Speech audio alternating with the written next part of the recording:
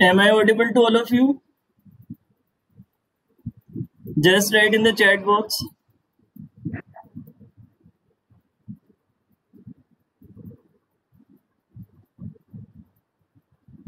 Okay. So I am sharing my today's presentation slides. Just a minute.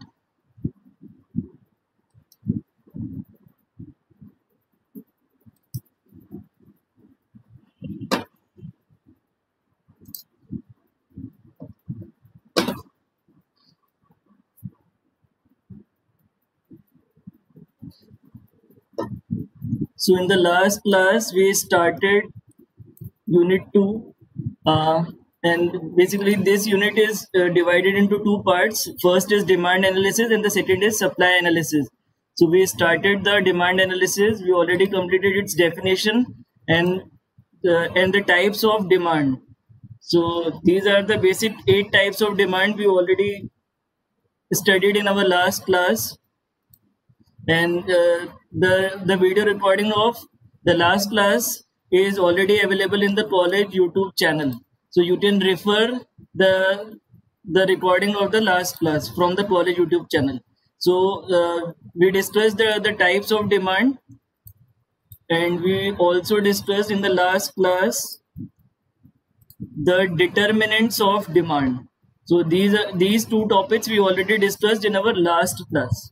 So in today's class, we are going to start a new topic from the demand analysis, and the new topic is demand function. So basically, the demand function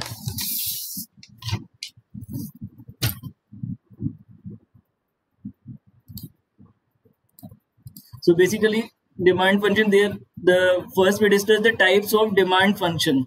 So based on whether the demand function is in relation to an individual consumer or to all the consumers in the market, the demand function can be categorized as, so these are the two categories of the demand function. The first is individual demand function and the second is market demand function. So these are the two categories of demand function. So let us discuss these categories individually one by one. So moving to the next slide. So first we are going to discuss the individual demand function. So I am just enlarging this slide because some terms are written in a very small letters. So it is very difficult for you to see in the slide. So just a minute.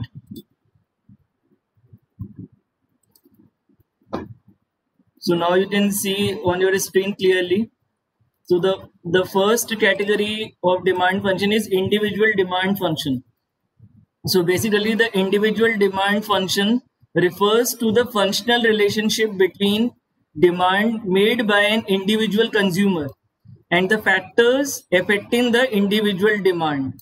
So basically the individual demand function is dependent on the demand made by the individual consumer. So it shows how demand made by an individual in the market is related to its determinants. So the determinants of demand we already discussed in our last class. So basically the individual consumer demand is basically related to the determinants of individual consumers demand. Just a minute.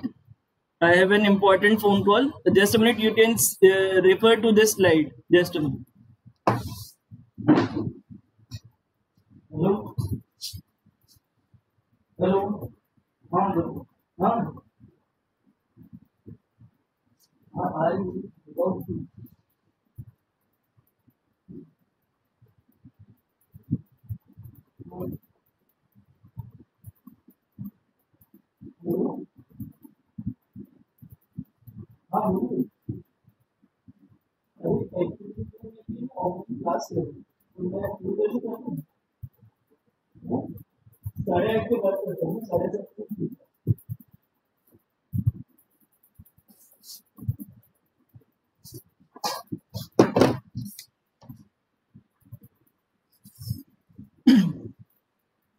So basically, there is a function for individual demand. So mathematically, individual demand function can be expressed as this.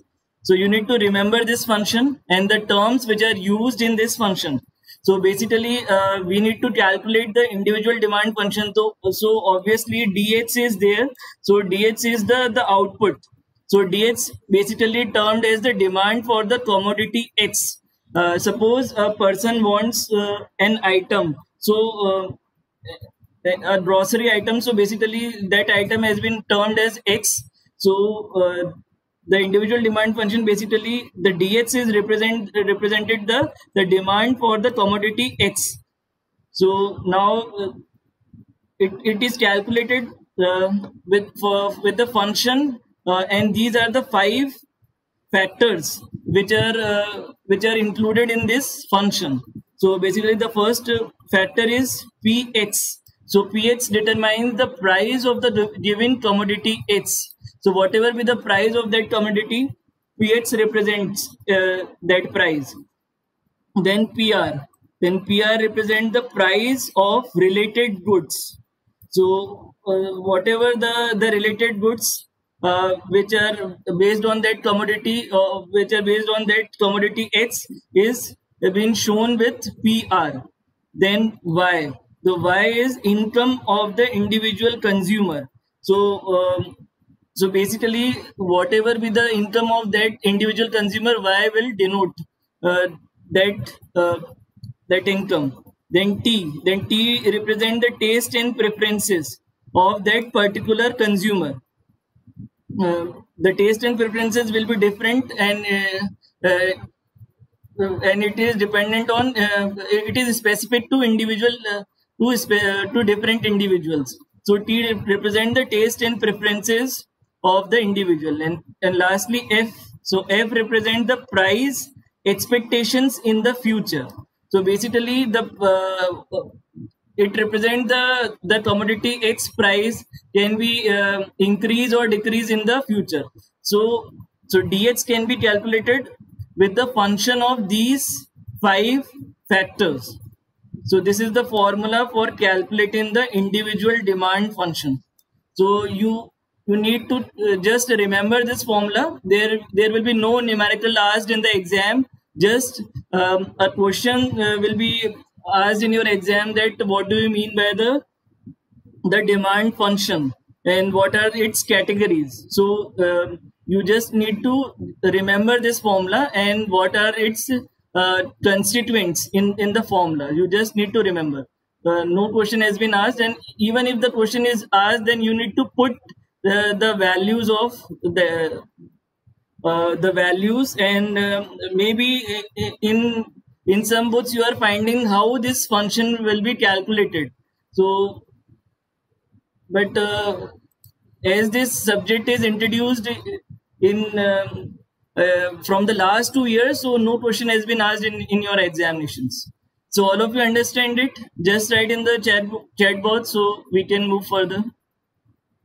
So this is the individual demand function.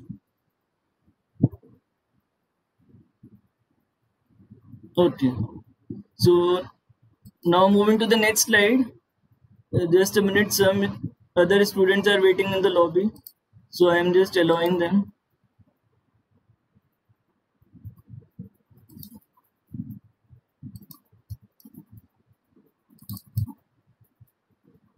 So the next topic is, or the next category of demand function is market demand function. So in the case of market demand function, it refers to the functional relationship between market demand and the factors affecting market demands. So it is just contrast to the individual demand function. This relationship is basically between the market demand and the factors which affect the market demand. The next point is market demand is affected by all the factors that affect an individual demand. So it includes all the factors of individual demand in it. In addition to this, it is also affected by the size and composition of population, because it includes all the population and its size, season and weather conditions, and distribution of income. So these are the factors on which the market demand uh, is related to. So mathematically, market demand function can be expressed as, so all the things remain same, as we already discussed in the previous slide of individual demand function. So as you can see, dx is the demand for commodity x, and you can see in this formula also these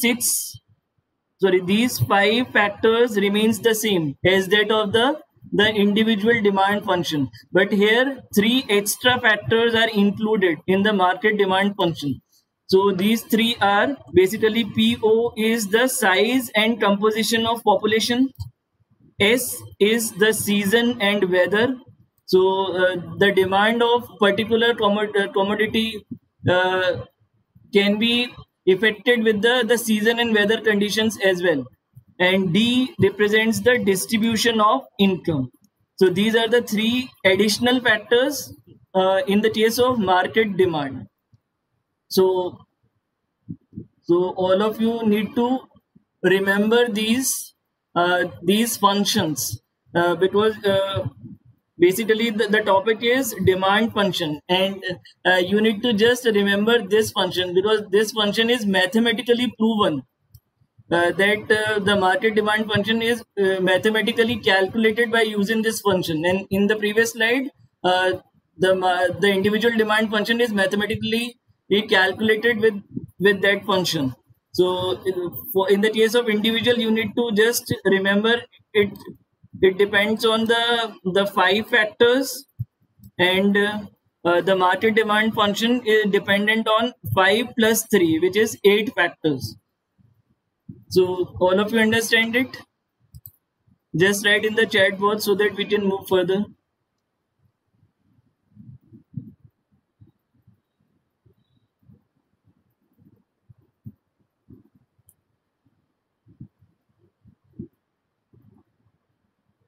Okay.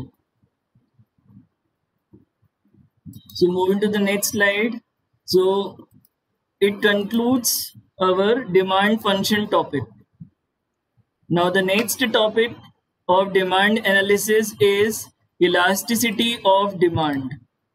So first we need to consider what do we mean by the elasticity. So basically, the demand exceeds or contracts respectively with a rise or fall in the price. So there is a vice versa case in this case. So if the demand is increases, then the price of that commodity decreases, and vice versa case follow. And if the demand is less, then the price is more. So this quality of demand, by virtue of which it changes, increases or decreases when price changes, decreases or increases. Just remember that in the case of demand, we are taking the case as increases or decreases, but in the case of price, we are taking as decreases or increases. So both are dependent on each other. If the demand is increases, then the price decreases, and if the demand is decreases, then that commodity price is increases. It's called the elasticity of demand. So elasticity means sensitiveness or responsiveness of demand to the change in price. So this is the meaning of elasticity.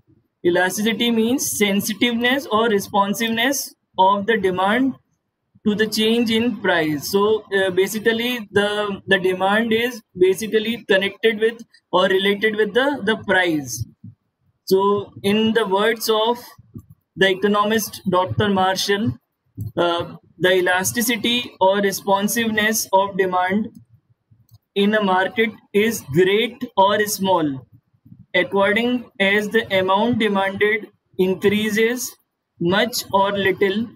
So you can see here that for a given fall in price, and So in its definition, he consider one scenario, and here he considers second scenario, and diminishes much or little for a given rise in price. So whatever we discussed in our 3 points, his definition of elasticity of demand will interprets this. So in your question paper, you can also write this definition given by Dr. Marshall, or you can write any other definition given by other economists also. So, but the demand cannot be perfectly elastic or inelastic.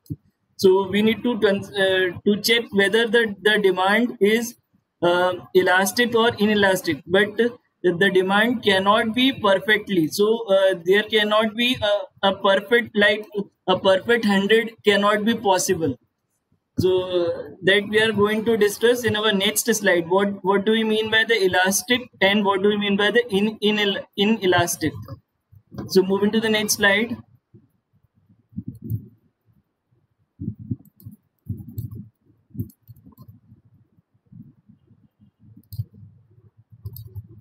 So here you can see the what do you mean by the elastic demand?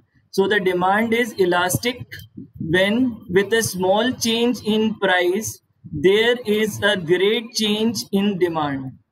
So basically, the elastic demand is dependent on the price. So when there is a small change in price, then the demand grows abruptly.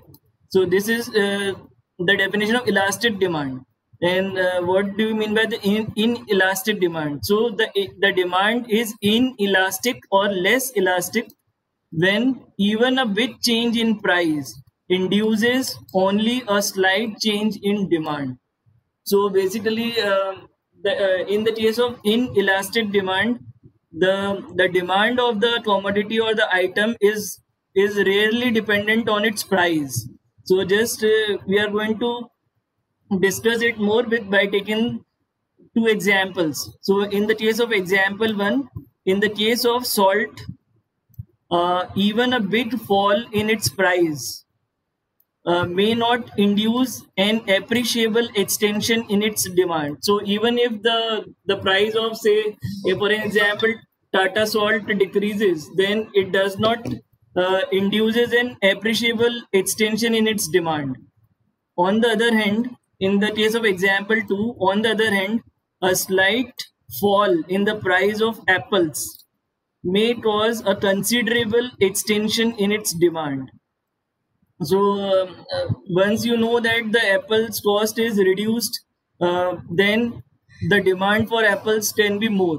So that's why we say that the demand in the case of example one is inelastic. So even if the price of salt uh, is very less, or reduces, but it does not the consumption of salt or the demand for the salt does not increases. So that's why the demand for salt is inelastic category. And in the case of example 2, which is of apples, as we can see that once its price decreases, then it may considerably increases the demand for apples. So that type of scenario is basically the shows the elastic demand. So all of you understand it, just write in the chat box so that we can move further. Just remember what is meant by the elastic demand, and what is meant by the inelastic demand. So basically, elastic demand depends on the price, but inelastic demand does not depend much uh, with the price.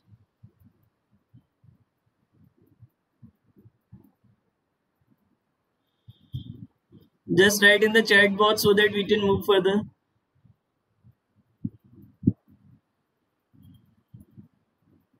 Okay. So moving to the next slide.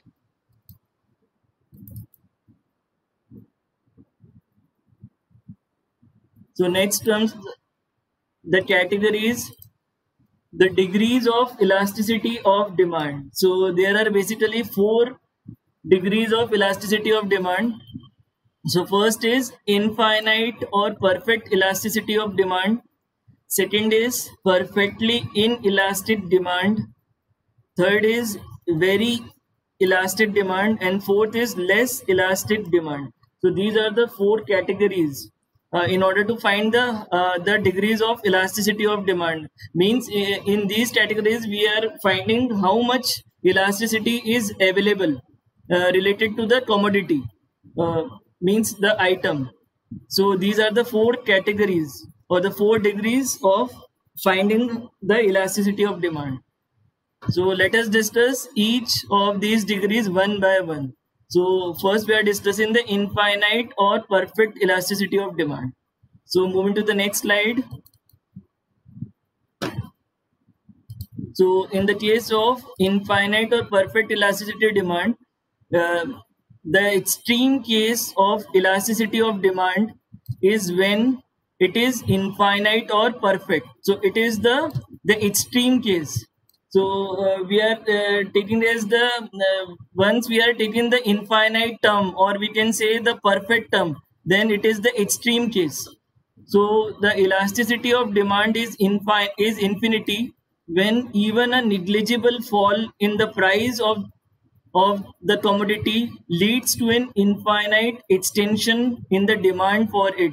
So basically, suppose an item X reduces its price, then a small price is reduced, then even then there is an extension, then infinite extension in that demand. So that type of demand is called as the infinite or perfect elasticity of demand.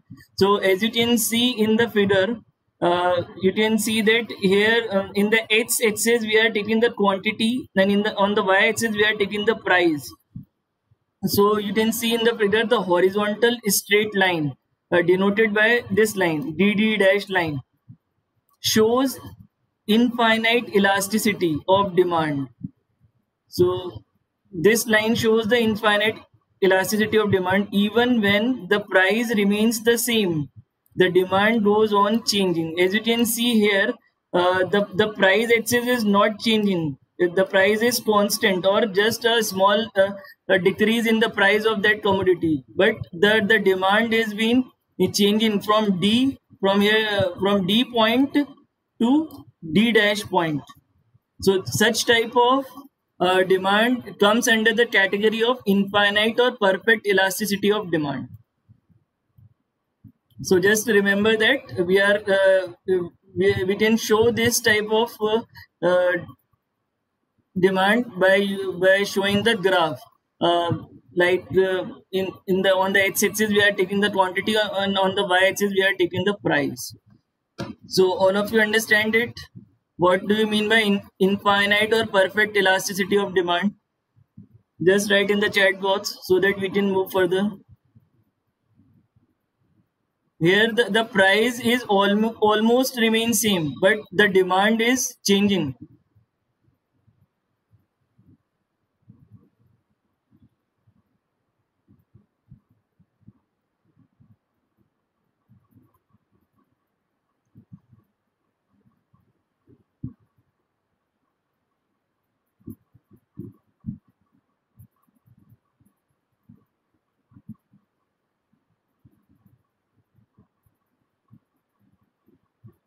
So all of you understand it from the diagram? Just write in the chat box.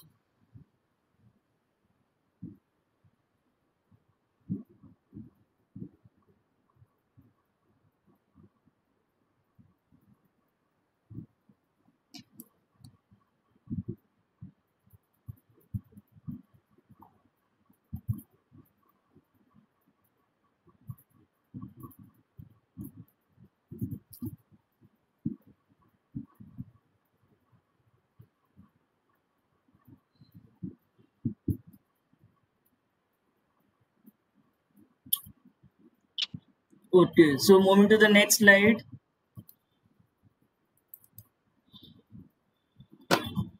So our next degree of elasticity is perfectly inelastic demand.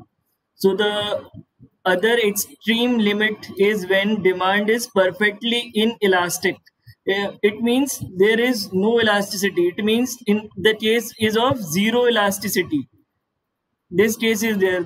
It means zero elasticity case means there it is of perfectly inelastic case.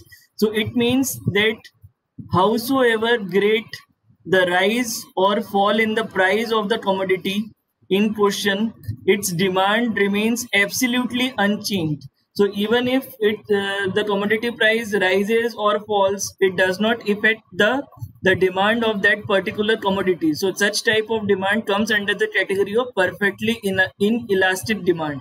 So as you can see from the figure that we are taking quantity in the x-axis and price on the y-axis. So in the figure, the vertical line, as you can see here, the vertical line DD dash shows a perfectly inelastic demand.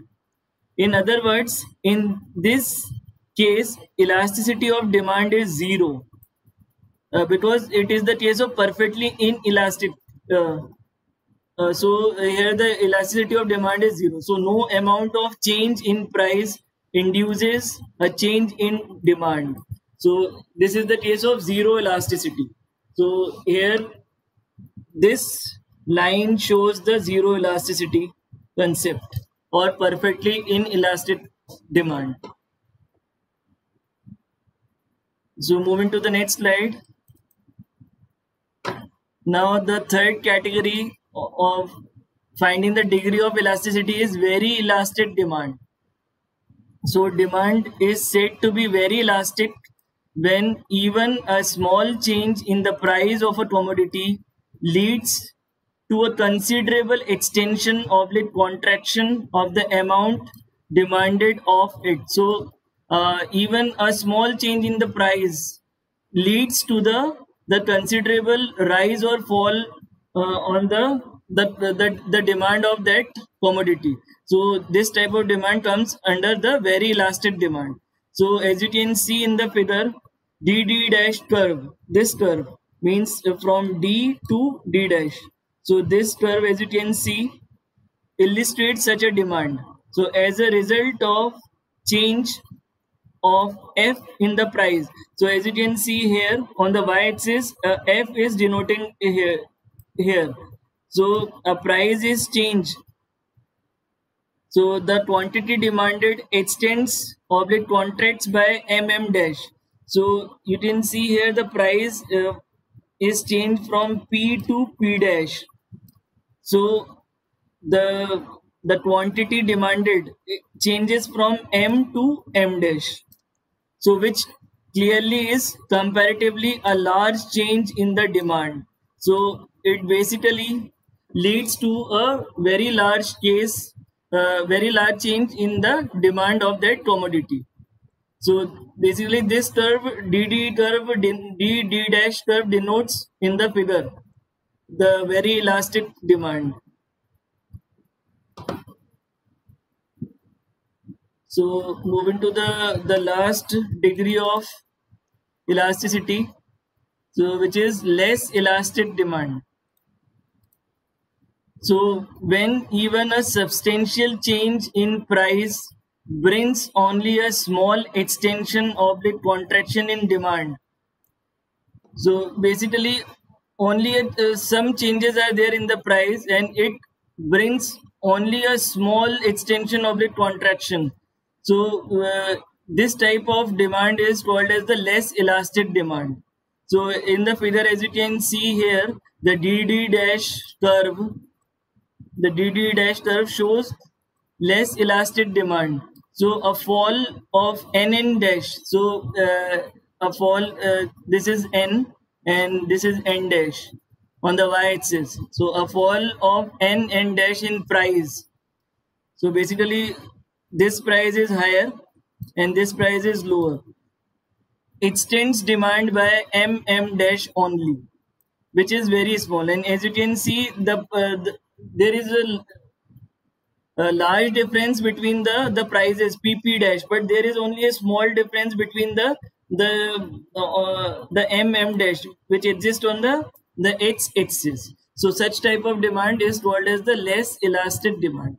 So these are the 4 degrees of demand we are going to consider. So all of you understand it? Just write in the chat box so that we can move further.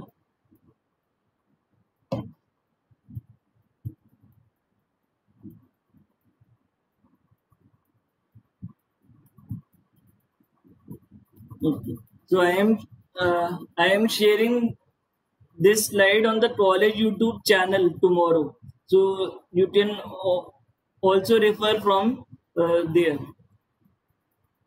So moving to the next slide. So this concludes our degree of demand or elasticity of demand.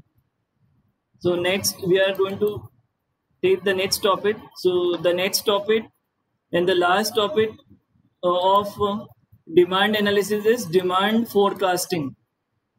So as the name suggests, we are going to forecast the demand. So many a times we are in many business we are forecasting that after 3 months or after 1 year or after 5 years, which commodity the demand will be increased. It will be increases or which commodity demand we will be going to be less in the coming three months time or 1 year time or 5 months time. So we are just forecasting it. So this term it comes from here. So an organization faces several internal and external risks. So these are the some of the risks which are facing by the organization, such as high competition, failure of technology. So as you know that the technology is changing within 3 years or 5 years time. Labor unrest, inflation is there, then recession is there, then change in government laws. So the government laws are continuously changing in 2 to 3 years. So every organization is facing these internal and external risks. Therefore, most of the business decisions of an organization are made under the conditions of risk and uncertainty. So they are taking all the measures to consider the risk and the uncertainty in their businesses. So an organization can lessen the adverse effect of risk by determining the demand or sales prospects for its products and services in future. So all the decisions taken by the organization, they are considering these factors and making their policies in order to earn more profit in the future. So the demand forecasting, this is the definition of demand forecasting. So demand forecasting is a systematic process that involves anticipating the demand for the product and services of an organization in future under a set of uncontrollable and competitive forces. So here a word is very important. The future word is very important. So just remember it, because we are forecasting it with respect to future only. So just remember this word when you are going to answer the question related to the forecasting. So moving to the next slide. So there are also some popular definitions given by some economists related to demand forecasting. So according to Evan J. Douglas, demand estimation or forecasting. So it is both the terms are same. Means demand forecasting may be defined as a process of finding values for demand in future time periods. So this definition is given by Evan J. Douglas. So when you are writing these definitions in your examination, then you can also write the name of that economist as well. The second definition is given by Cundiff and Still. So these are the name of two economists. So they are saying that the demand forecasting is an estimate of sales during a specified future period based on proposed marketing plan and a set of particular uncontrollable and competitive forces.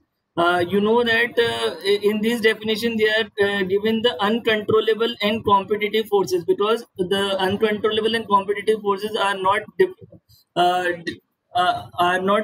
basically considered for the company, and they are not uh, in their hands. So they are making their future plans, which can be taking these factors as well in order to earn more profit in the future as well. So moving to the next slide. So why there is a need for demand forecasting? So these are the uh, four points for which we are needing the demand forecasting. First is planning the production process. So the planning of the production process is very important.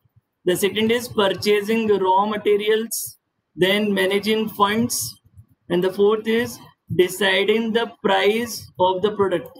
So for these things uh, we need to have a very important to analyze the demand forecasting. So these are the 4 points for which we need the demand forecasting. First is planning, then purchasing, then managing funds, and the last is deciding the price of the product. So these are the four things for which demand forecasting is needed. So moving to the next slide.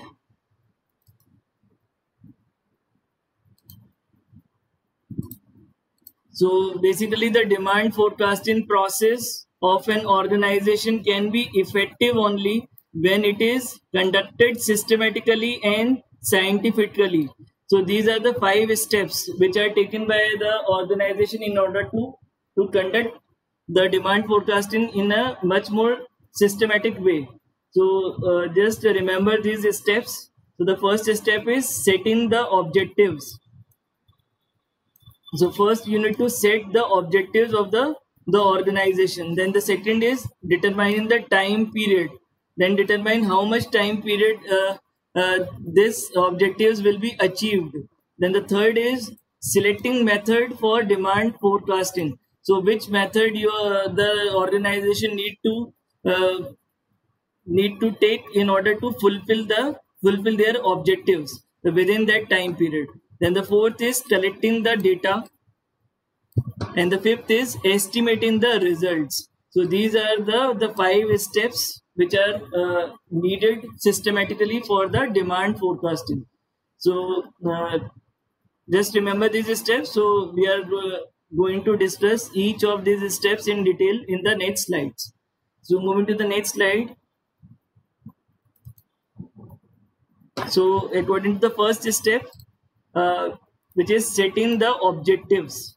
So these are the 4 steps, or these are the four objective setting plans. So first is deciding the time period of forecasting, whether an organization should opt for short-term forecasting or long-term forecasting. So these are the 2 types of forecasting: short-term and long-term. The second is deciding whether to forecast the overall demand for a product in the market, or so only 5 minutes are remaining for the class. So we are going to discuss this last topic. So deciding whether to forecast the overall demand for a product in the market or only for the organization's own product. So basically, they are going to decide whether they are going to consider all the products in the market, or they are going to consider only their organization's own product. So this has to be decided in the objective setting. The third is deciding whether to forecast the demand for the whole market or for the segment of the market. So basically, they need to decide whether they want their product for the to be consumed for the whole market, like for any category of income person, they will going to buy that product, or they are going uh, to sell their product only for some special segments of the society. So these need to be considered in setting the objectives of the organization. The last is deciding whether to forecast the market share of the organization. So they need to also decide, they are going to uh, to register their organization in the share market, in the public domain or not. So these are some of the settings which are taken by the organization. The objective settings. So this is the step one. So moving to the next slide for step two. The step two is basically determining the time period.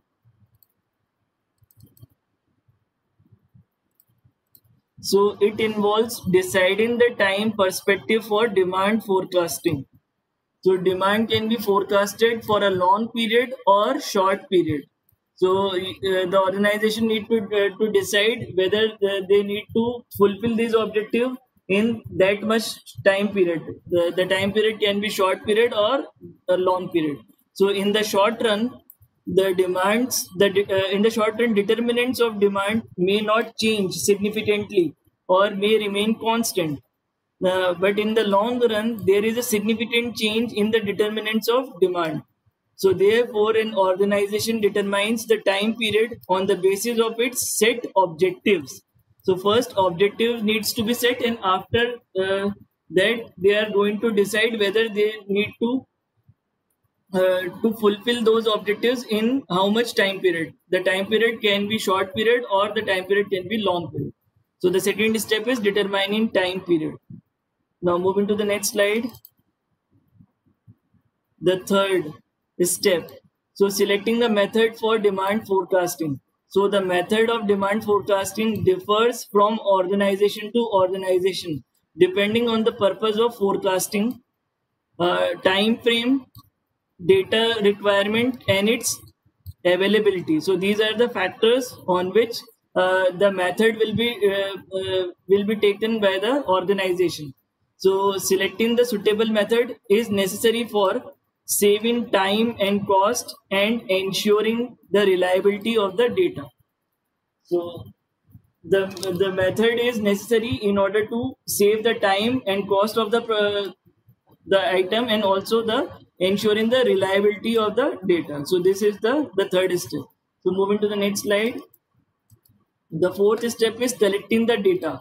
So it requires gathering primary or secondary data. So data is of two types. So the primary data refers to the data that is collected by the researchers through observations, interviews, and questionnaires for a particular research. But the secondary data refers to the data that is collected in the past but can be utilized in the present scenario of the research work. So primary data is the fresh data, and the secondary data is the data which is collected from the past.